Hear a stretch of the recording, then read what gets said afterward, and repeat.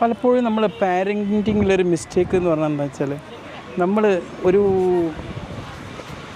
പലപ്പോഴും അവരെ ജഡ്ജ് ചെയ്തുകൊണ്ടിരിക്കുക. നമ്മൾ കുട്ടികളൊക്കെ ജഡ്ജ് ചെയ്യുന്ന ഒരു ക്യാരക്ടറുണ്ട്. അതിന് പകരം നമുക്ക് സ്വയം ഒരു അനുകമ്പ സൃഷ്ടിച്ചുകൊണ്ട് അവരെ നമുക്ക് അപ്രിസിയേറ്റ് ചെയ്യുന്ന ഒരു ആറ്റിറ്റ്യൂഡിലേക്ക് നമ്മൾ മാറ്റുകയാണെങ്കിൽ തീർച്ചയായിട്ടും നമുക്ക് എന്താക്കാൻ പറ്റും, നമ്മുടെ പാരൻറ്റിങ് ഏറ്റവും ഊഷ്മളമാക്കി മാറ്റാൻ പറ്റും.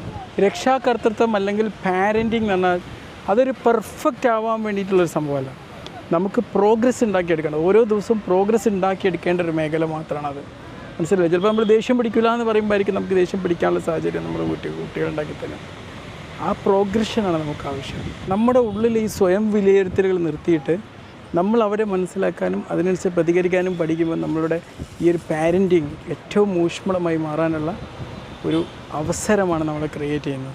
നമ്മൾ കുട്ടികളുടെ കാര്യത്തിൽ വളരെ കർക്കശമായിട്ട് വിലയിരുത്തുന്നത് പലപ്പോഴും സമ്മർദ്ദങ്ങൾ ഉണ്ടാക്കുക.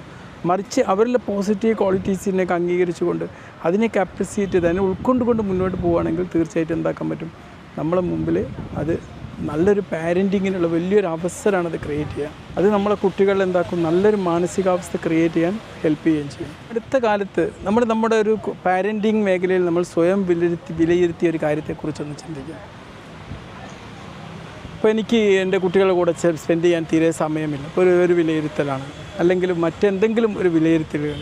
ഇത് നമ്മളെന്ത് ചെയ്യണമെന്നറിയാം, നമ്മൾ ഈ വിലയിരുത്തിയൊരു സാഹചര്യത്തെ മറ്റൊരു രീതിയിലേക്ക് റീഫ്രെയിം ചെയ്തെടുക്കുക എന്നുള്ളതാണ്. നമ്മൾ ഈ വിലയിരുത്തിയത് ഒരു നെഗറ്റീവ് എമോഷൻ ഉണ്ടാക്കുന്നതാണെങ്കിൽ അതിനെ മറ്റൊരു രീതിയിലേക്ക് നമുക്ക് റീഫ്രെയിം ചെയ്തെടുക്കാം. ഈ റീഫ്രെയിം ചെയ്തെടുക്കുമ്പോൾ നമുക്ക് ആ സാഹചര്യത്തെ നോക്കിക്കാണുന്നതിനും അതിൽ നിന്നുണ്ടാകുന്ന എമോഷണൽ ഇമ്പാക്റ്റ് മാറ്റിയെടുക്കാൻ നമുക്ക് സാധ്യമാകും. ഉദാഹരണത്തിന്, നിങ്ങൾ കുട്ടിയോട് നിങ്ങൾക്കൊരു കാര്യം കൊണ്ടു കൊടുക്കുമെന്ന് പറഞ്ഞിരുന്നു, നിങ്ങൾ മറന്നുപോയി, കുട്ടി വേദനിച്ചിട്ടുണ്ടാവും. അപ്പോൾ നിങ്ങൾ സ്വയം പറയാം, എന്നോട് അങ്ങനെ കാര്യം മറന്നുപോയി, ഞാൻ സ്വയം ക്ഷമ ചോദിക്കുന്നു, നാളത്തെ ദിവസം അത് കൊണ്ടുവരാൻ വേണ്ടി ഞാൻ പ്രത്യേകം റീമൈൻഡ് ചെയ്യും.